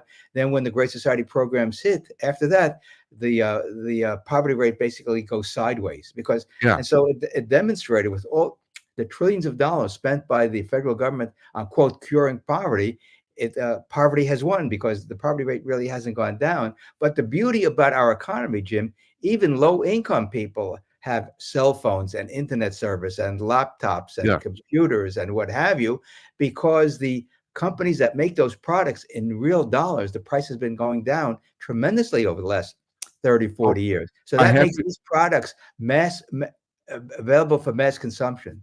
so Murray, I was talking about this on my show a few days ago. About I went into a Micro Center to buy some stuff a few days ago. I don't know if you're familiar with the Blue Company, BLU. They make really cheap Android cell phones. You can get an Android cell phone. Now, okay, it's not the fastest thing on the planet, but it works for $70. Yeah. It's crazy, I mean, and you're talking about like competition and manufacturing goods. I mean, competition. I mean, we have a $70 cell phone because of competition. Yeah. Oh, I got to ask you, this is completely off topic, but I think it's really important. What do you think about this antitrust thing with Apple? I got to admit, I kind of don't buy it, but go ahead. No, antitrust is probably, again, the Austrians have been right on top of this subject for decades, showing that antitrust doesn't make any sense because the whole purpose of a company, the whole goal of a company is to make products available to consumers or services at cheaper and cheaper prices. So companies should be able to merge because that's a voluntary exchange. No one's putting a gun to anyone's head to merge. And so the notion of what price companies should charge, the government knows what the best price is. No, the best price is what consumers are willing to pay for a product or service, not what the government thinks should be the price of a product or service. And so the whole notion of antitrust has been demolished by Rothbard in his book Power and Market. Don Marantano, an economist who's written a great book on the myth of antitrust. I mean, these books are out there. The literature is out there. The arguments against antitrust have been out there for decades, but the federal government keeps on insisting that antitrust is an important weapon to help consumers, when the opposite is true, because when the government applies antitrust, prices tend to go up instead of going down. All right, I'm going to play devil's advocate here. How do you address monopoly? I mean, right now, basically, the legal definition of monopoly is any company that has more than 80% of the market, more or less. Well, the historical definition of a monopoly, Jim, is a grant to a company for a geographical exclusion. In other words, cable companies were monopolies at one time because there was only one cable company. Now you have satellite, dish, and whatever. Right. Historically, a monopoly meant a grant from the crown, from the king, to exclude other companies. In a free market, no one's excluded. If you have a better product than Apple, go for it. If you have a better product than Amazon or a service than Amazon, go for it. And there are companies that compete with Amazon. There are companies that compete with Apple. Big size is not a determinant of monopoly power, because a monopoly means the government is excluding somebody from entering the marketplace. I mean, yes. In this current scenario, I mean, my problem with the Apple thing is that Apple doesn't even have 50% of the cell phone market. They don't even have half of it. So how do you charge them with antitrust? Doesn't make any sense to me at all, even under the current rules. Well, consumers are voting with their dollars. They want Apple instead of other products that are out there. So again, do I want to pay as much as I do for Apple products or any other product? No. I would like to buy a car for $10,000, but the cars that I want or the SUVs that I want are probably $40,000, $50,000. But That's the marketplace. The Right. marketplace is the ultimate determinant of value, where consumers say, "Hey, I'm willing to pay this amount for this product." And I gave that example when I in Spain in 1972, when I looking to buy a jacket and a street vendor, and she told me it was more expensive in in the store where it was air conditioned. I said, "Well, I'm not in the store, and the sun is beating down on me." That's And right. I said, "My subjective value is this. Your your jacket should be a lot cheaper than the store because I'm buying it without any of the benefits of being in a nice, cool, air conditioned store." Yeah. Yeah. So I'm going to give you another rhetorical question here. We were talking about globalism. One of the things about global, it seems to me that liberals have a really hard time buying the concept of the invisible hand and of Adam Smith's. And the reason is because, yes, and on the surface, it doesn't make any sense. You'd think this wouldn't work. I mean, basically, you're talking about just you unleash people, and people seem to self-organize and just figure shit out. And they do. And it's been proven time and time again. So, a liberal will say, no, we need somebody to actually organize this, and we don't. Well, this is the arrogance of the political class and economists who come up, who spout these nonsense that you need top-down approaches to the economy to guide the economy. And so Drucker is in that belief also when he says we need the government as the orchestra leader instead of the doer. In other words, he doesn't want government to provide the services. He wants government to help pay for some of these services. When I think as a libertarian that we should have people raise money in nonprofits the old-fashioned way, voluntarily. And I propose that all nonprofits should not get any taxpayer money, which is spent through the government. That all nonprofits should be financially independent, and let people decide which nonprofits should survive and thrive, and which ones should fall by the wayside, like companies have done over the past millennia. Yeah.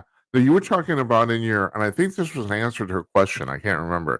You were talking about in your speech about the difference between the NGOs and what's called gongos. Can you tell the public or our viewers what gongos are? That was government supported organizations. I don't remember the acronym for that. It's actually, hold on a second. I wrote it down here. Okay. It's government organized non-governmental organizations. Yeah, It sounds like an oxymoron. Yeah, it sounds like an oxymoron. Yeah, Yeah. a lot of the problems with these NGOs is that they are directed by government. They get money from the government, which means the taxpayer. And again, I've been preaching financial independence for decades, and we need to have all institutions financially independent. The public, the schools, the universities, the nonprofits. They should not receive any taxpayer dollars, which would reduce the size of government dramatically. Of course, we have to reduce taxes so people will have more money to help pay for these organizations that they think are worthwhile. In other words, the whole notion of individual sovereignty is that people use their money for consumption, for saving and investment, and for charitable contributions. That is the way you have a free society, a prosperous society, and you have less political polarization, which we have on steroids today. I for years I've been bitching and moaning about the fact that NPR gets money from the government. I don't understand why they do. I mean, I don't have any trouble with them existing. Same with Planned Parenthood. We can talk about their mission. That's a completely different subject. But I have no idea why the government actually gives them money. I just don't understand it. This is the nexus between the nonprofits, some nonprofits, a lot of nonprofits, and the government. If they get money from the government, of course, these people will be supportive of whoever proposes the most grants to these organizations. Yeah, no shit, right. Yeah. So there's a huge conflict of interest, to say the least. Besides, it's immoral to take money from people who don't support these organizations and then give it to them through their taxes. Yeah. Now you touched on this, and this is worth bringing up. As a matter of fact, we could even end with this. Fox Business today announced the fact that Americans are adding $16 billion a day to the national debt. That's crazy shit, Murray. Yeah, there's a front page article in the Wall Street Journal today about the debt, and these numbers are going to go off the charts the next several years because there's no desire in Washington to cut spending.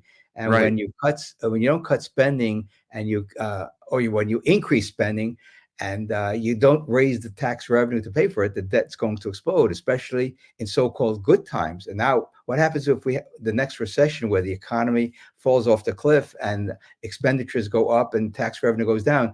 We may see $4 or $5 trillion deficits in the future, which would be horrific because foreigners buy that debt, and if they don't, and the Federal Reserve steps in by monetizing debt, in other words, buying up the debt with new money, then we're off to the races with inflation. No shit. I mean, that's in some ways that's already happening. I do think I want to point this out to the viewers, though. The difference between debt and deficit. Deficit is the annual shortfall of government spending. Debt is the accumulated. Correct? Yep.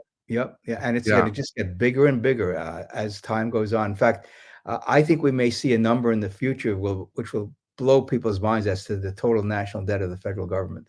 Yeah, but what happens if the government has to default?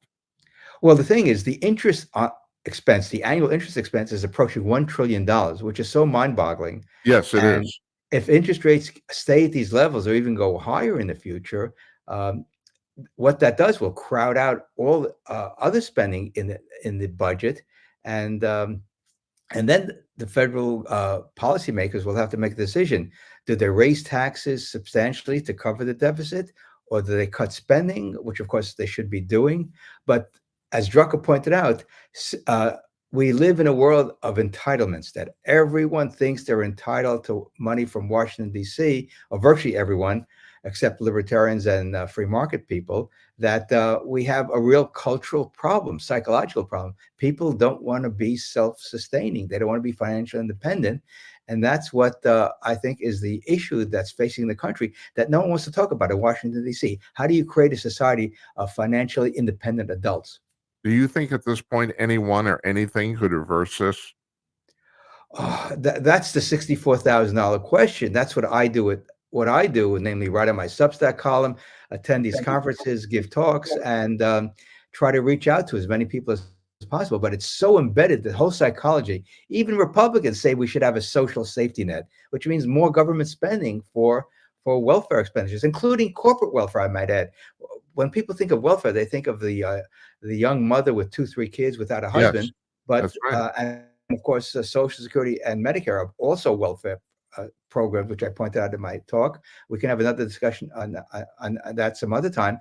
But corporate welfare is embedded in our federal budget, between farm subsidies and grants to corporations. That should all disappear. That's absurd. Right. Yeah, I mean, these institutions, these businesses should make it or not make it on their own, and make sure that they're efficient so they can make a profit instead of incurring losses. And when they do get losses, sometimes the government steps in and subsidizes them with solar energy and Green New Deal and all the other things that the Biden administration has pushed down our throats. Maria, I could talk to you for another hour, but I'm going to cut this short. I hope you don't mind. I don't mind at all, Jim. We're gonna put links up to the Mises Institute and your Substack column and all that stuff. And also, I'm going to change like I said to viewers, we're going to change the blog post to reflect the fact that that's now the archive of your speech. We can still watch it. I watched it on archive, so it was great. Thanks so much. I appreciate it. I've told you this before. I'm going to say it again. You're doing a service to the American public. People need to hear this shit. Not shit. People need to hear this stuff. That's my talk, Murray. I'm terrible. I should be on a boat somewhere. Anyway, you take care of yourself, all right? Thanks so much, Jim. Appreciate it. Congratulations on your 100th show. Hey, thank you, and we're going to have you on very soon again. I'm looking forward to it. Okay. Thanks so much. You.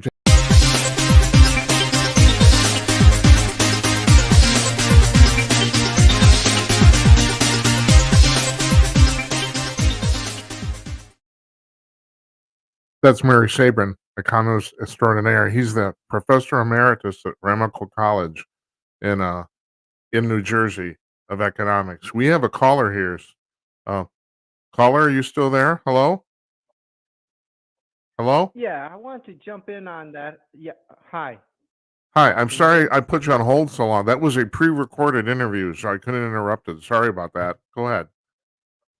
It's It's okay. I want to jump in and talk about capitalism.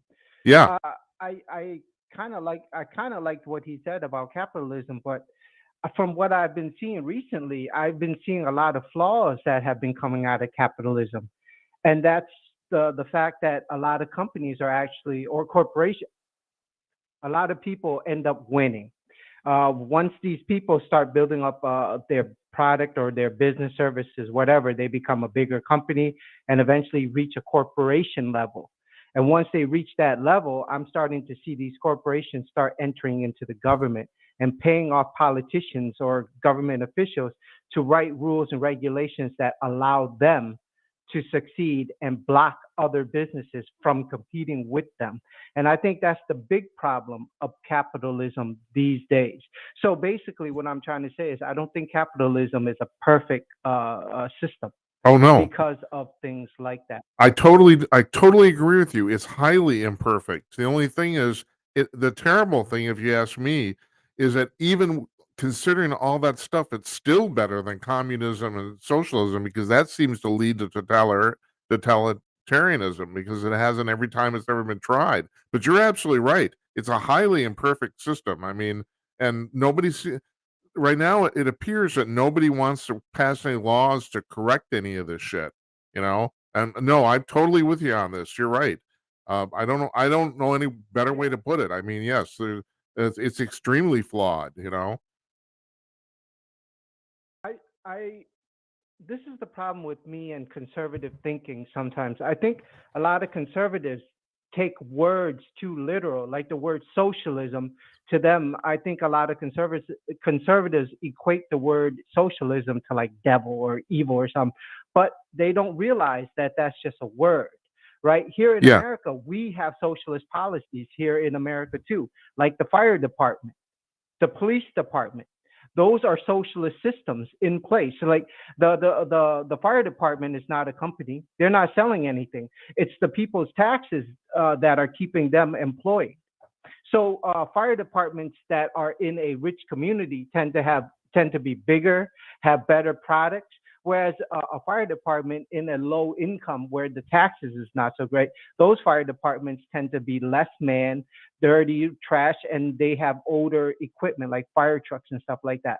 But it's based off of people's donations in a way, but it's the taxes, but it's based off people's donations or whatever you could call that to support these companies. So Well, the United States is what I'm trying to say is it has socialist policies in place. yes, I, Don't I would forget ag- that. I would agree with that too. The thing is, if you look at the specific example you just gave, it would be fairly easy for a state, for example, because most fire departments, and let's use your example, it's a good one. Most fire departments are local, of course, and they're based around townships or cities. But you could set up a system where that the state would pool the money that everyone was being charged for their fire department and then distribute it more or less equally. You could do that. I mean, but nobody does. You know, I don't know why. It sounds like a good idea. The only thing you'd have to take into account is really it wouldn't be so much distribution of wealth based on people are living where they're living. It literally you'd have to redistribute the funds depending on how many fires there were. You mean that's really how you'd have to do it. But I don't. I suppose okay if you want to call that socialism, yeah, I guess that's a socialist idea. You know, Yeah, yeah, like I said, do a lot of conservatives or I don't yeah, I'm just going to use that term conservatives. A sure, lot of conservatives hear the word socialist and they automatically think, no, we cannot have that because the word is bad. The word is bad, yeah, not the overlining underlining element of it.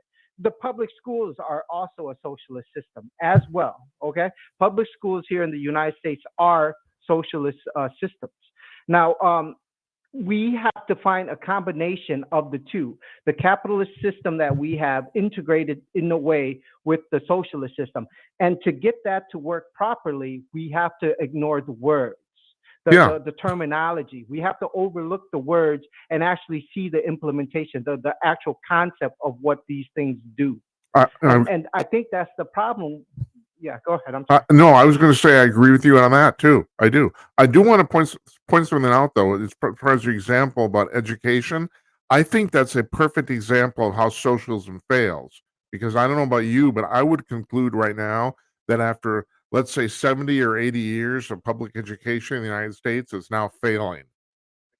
Basically. And I think that's literally because of the socialist aspect of it. But I don't know. You might not agree. I no, no, I kind of agree with you. I if how do I break this down?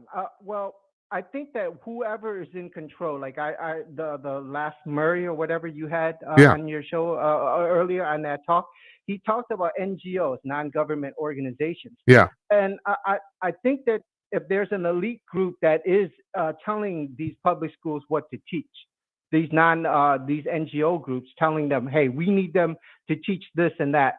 We need them to not think so much, like how you were saying that like students don't think. I think that public school mentality goes into college where they're not teaching these people to think. They're Right. teaching them how to work, I agree.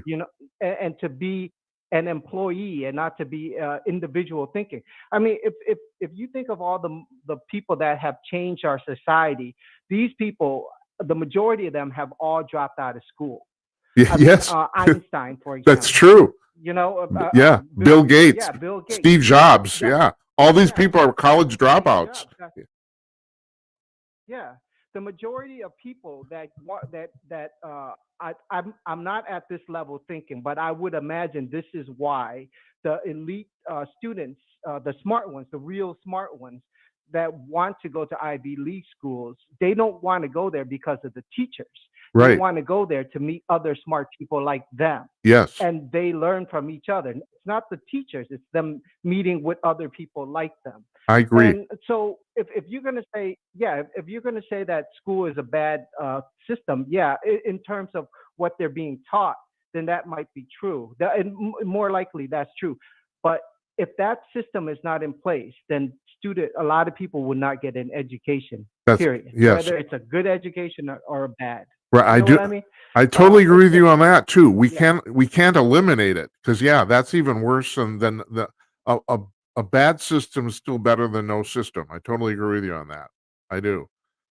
But That's right. we do That's need right. to we need to fix kind- this somehow. But go ahead. Mhm. I'm sorry. Yeah, and that's it's.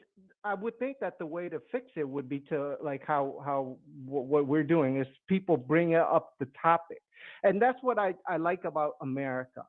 What makes this country great is people talk about it, and eventually the words get heard. Yes. For example, during the 90s and 80s, I was listening to during the late 90s, early 2000s, I was listening to Alex Jones' show. And I remember him talking about like how NGOs, no one heard about this type of stuff at that time. It was around, but no one really cared about this. And Alex Jones kept talking about how the government was had pushing bad food on people, these non-NGO foods that were genetically modified to kill us and all this type of stuff. And he kept talking about how bad it is.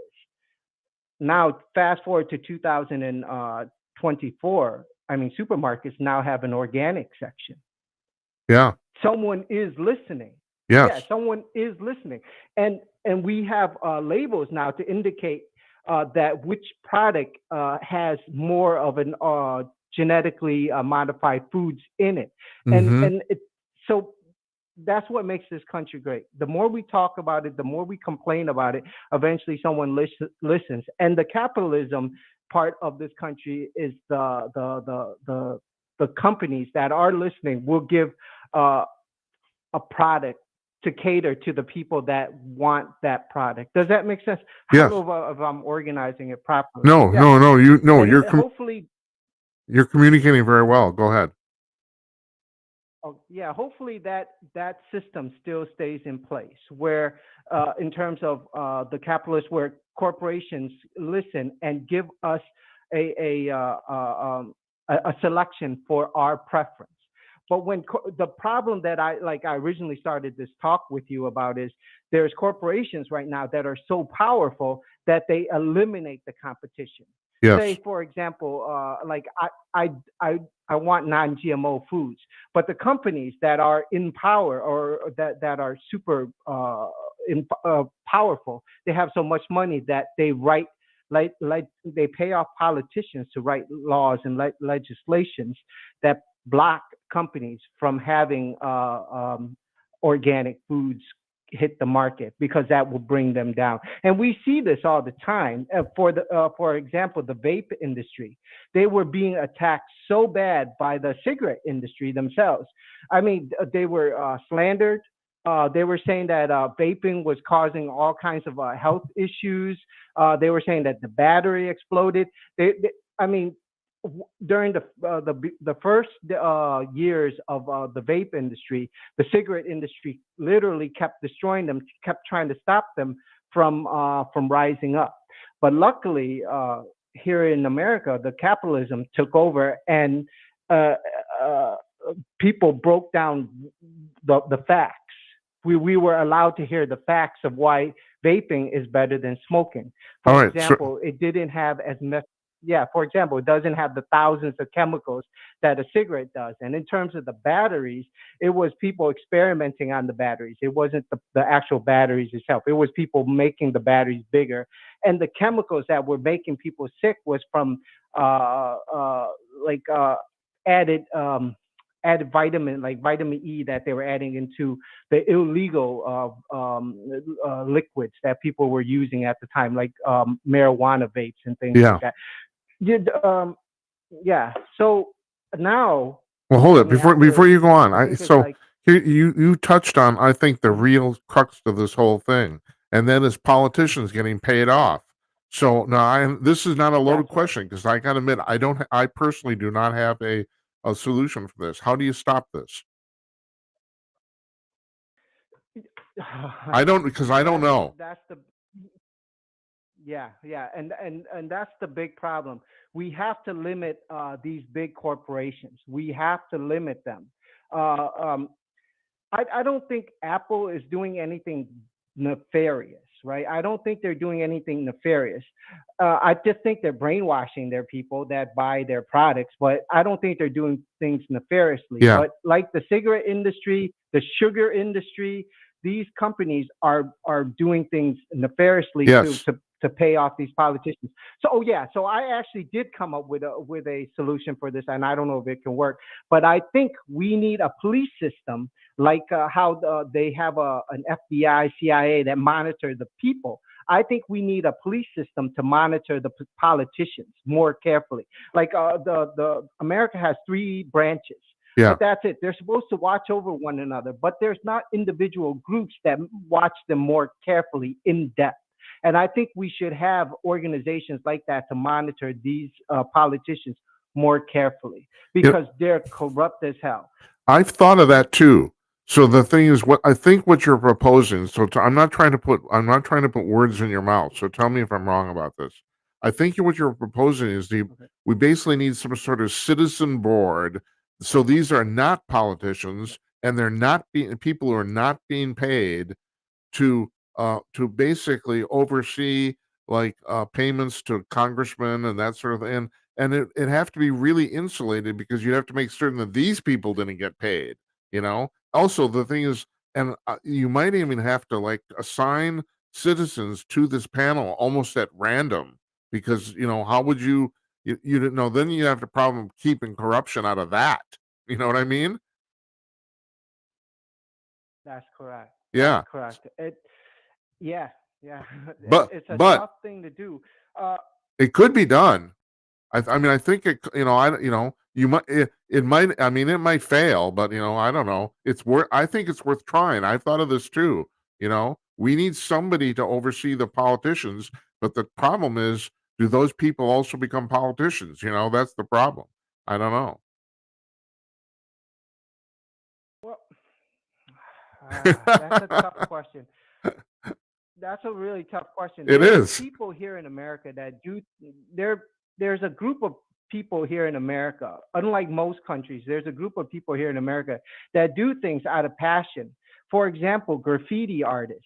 They're not getting paid to do their graffiti Yeah. on trains. They're risking their lives. A lot of these people died Right. to do this, and they spend hundreds of dollars each time they do. I don't know if you know if you bought a spray paint can. It's about $5 to $10 Yeah. each can that they use. And they're using tens and 20 cans to make their piece. Yeah.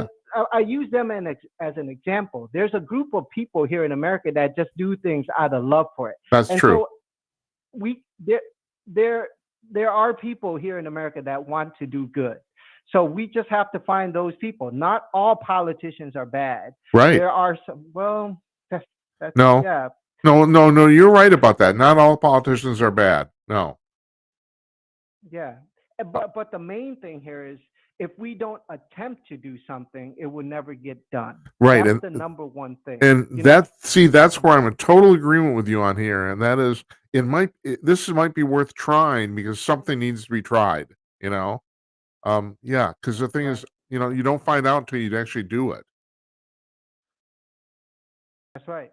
Here in New York, we have a group of organizations now that are overlooking the police department here in New York. Oh, sir, They are you in New they York I City? don't no, I'm in upstate New York, Upstate, okay. upstate New York area. Right.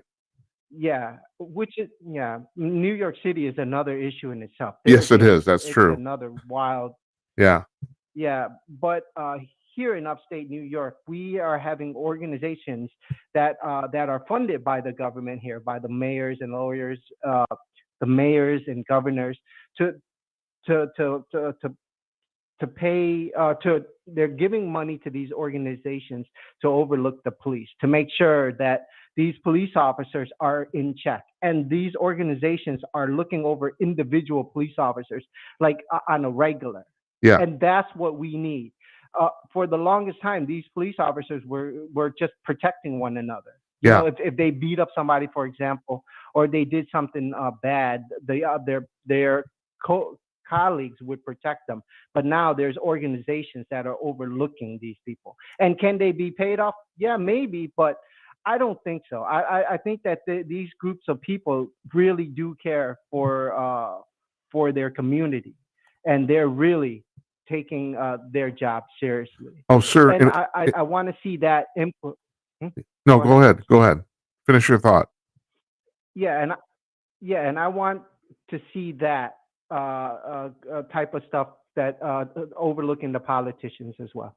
Yeah. So in a country of 330 million people, you're not going to find it, even though the percentage of these people, like you were saying, who would work out of passion and nothing else is good. The percentage will be low. You would have no trouble finding enough people to do it. You wouldn't. That would not be a problem. That's right. Yeah. That's right. I agree with that 100%. Yeah, it's very possible. But even if we don't know for sure, it would not we would never know if it's not done. That's true. That's Right. 100% Well, fact. all right. I'm going to So run one more thing by you here too, and that is, I think one of the problems with the system is we don't try enough stuff. People aren't. The that's government, Congress is not willing to just try stuff. They won't do it. They think that once you do something, it's like forever, and that bothers me too. That's right. That's right. But I I like Trump a lot. I like Trump a lot. But I find that conservative mentality is questionable these days. The more that I talk to a conservative, I start to realize they don't want to see progressive ideology, like changes. Right. They don't want to see change. They want everything to be how it was. Like, for example, the Second Amendment, right? It says that we should all have a gun. We should all be allowed to have a gun. I have a gun, but I don't think everyone should have a gun. I see too many psychopaths Well, yeah. to know that, hey, not everyone should have a gun. But a lot of these conservatives say that, it doesn't matter how many times someone goes to jail. If they get out of jail, they should still have that right, their Second Amendment right to own a gun again. Yes. And that's some scary stuff to me, you know. Uh, Yeah.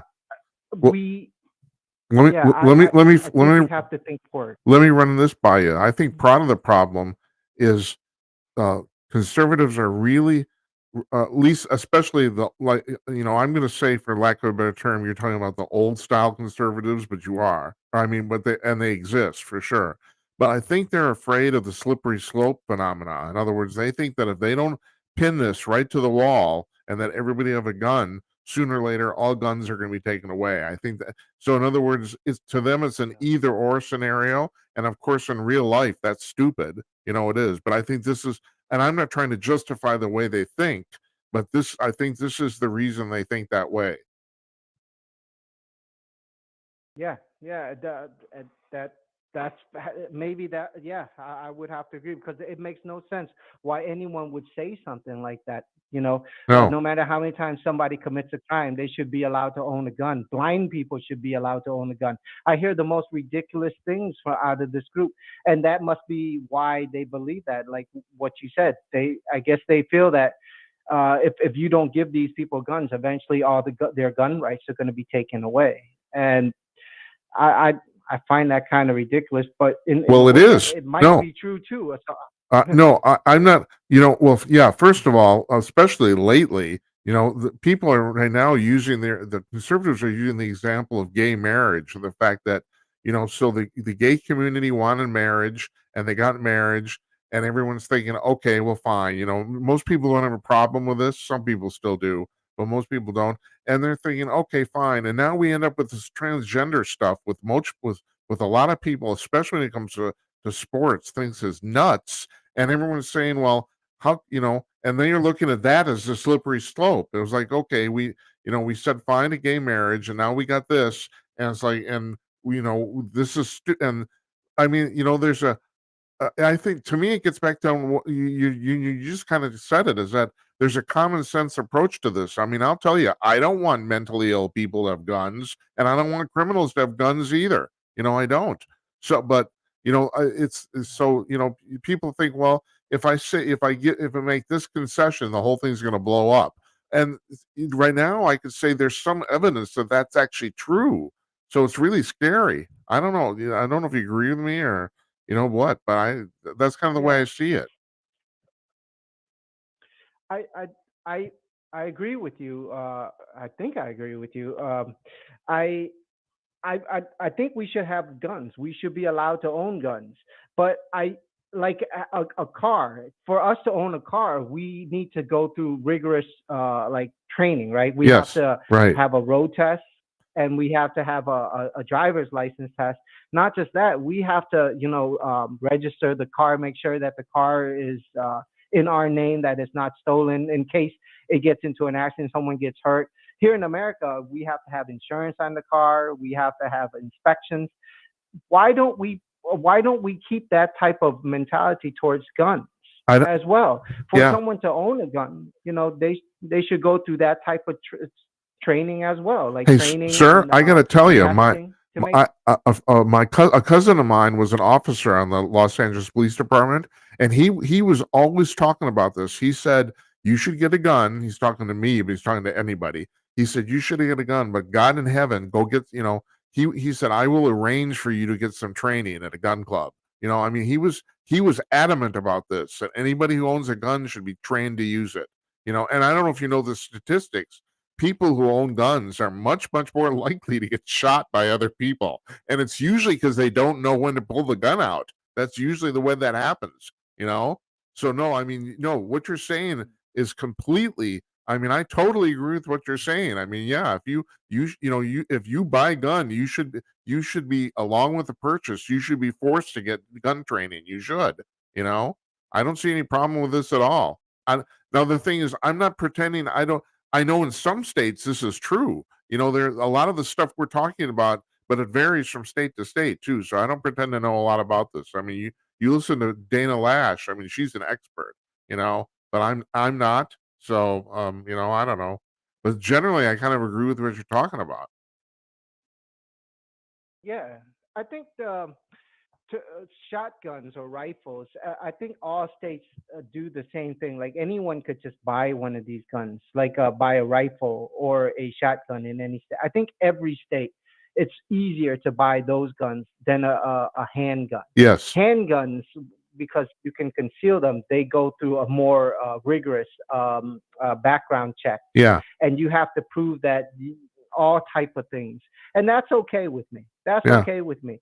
But the fact that these conservatives are saying that that we shouldn't have to go through all this. I talked to a conservative where they wanted it where gas stations could sell guns for like cheap prices, like $20, and anyone could go in there and buy one. Like a 14-year-old kid can go in there and buy a gun, and that's ridiculous to me. That type of thinking, but that's the a lot of these do I call them radical conservatives? Yeah, They're you can call them radical these conservatives because here's an analogy I yeah want to make to that. To me, what you're saying, that's just as ridiculous as saying you can abort a baby 2 days before it's going to be born. I mean, those are to me, those are I do not want people to buy guns at gas stations. I don't. And I do not want people to abort babies on in the ninth month. I don't want that either. I look at both of those things as radical ideas, and I think the majority of the public does too. yeah yeah that's right. And I think Well, the majority of the public agrees with you on this. You know, and the thing is, and I don't know if you heard the first block of the show, but one of the problems, and I get back to this constantly, is our media doesn't report things correctly. If you listen to the mainstream media, you will get the idea that everybody is basically like a fucking radical, and that's just not true. The vast majority of the people in this country are, I will say, for lack of a better term, reasonable. I don't think anybody of any reasonable nature wants people to buy guns at gas stations. I don't think that, you know, and yeah, that should not be legal. It just shouldn't. But on the other hand, you're absolutely right. I do think, you know, unless you're mentally ill or you're a criminal, you should be able to buy a gun, and your legal age, of course, you know. So, you know, it's like it's a matter of what this is a problem in this country. We have people speaking, uh, throwing out completely unrealistic ideas, and yet they want to be taken seriously. And I'm tired of it. I just am. Yeah. Last So word to you. yeah, and I agree with you on that. Yeah. So I agree with you on that. The problem that I see, and it I hate to say this type of stuff, but it goes back to Trump. A lot of these people are. I don't think Trump is a racist. I'm 100% sure Trump is not a racist. From what I've studied on Trump and me living in New York, like hearing about Trump, I don't think he's a racist at all. But my problem is, it seems like all these racist groups are supporting Trump. Yeah. And for me to like vote for Trump, it feels like I'm empowering them. And now these groups that these racist groups, a lot of them believe in what I told you about like gun policy. Right. They want that type of stuff. And it's hard for me to support a good president when a lot of bad people are supporting him. Hey, Does sir. that make sense? Yes, it does.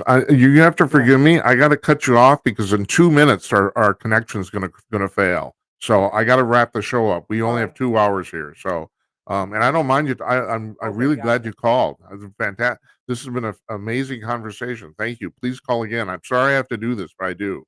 So, okay. Talk to you again. Yeah, Thank you for take having care. me on your show. Thank you. Yeah, call in again, please. Appreciate it. Mhm. Yeah. I didn't get that guy's name from upstate New York. Yeah, we have 2 minutes left here before our connection. 90 seconds. There you go. That's the sexy British lady. So tomorrow, Dr. Bruce Rapinoe, now he's a neuroscientist, and he's a guy who says he's been abducted by aliens. So we're talking to him tomorrow. I want to thank everybody for calling in tonight. I want to thank Murray Sabrin. Our 100th show was highly successful, and it was very long. This is only the second show we've done that's gone 2 hours.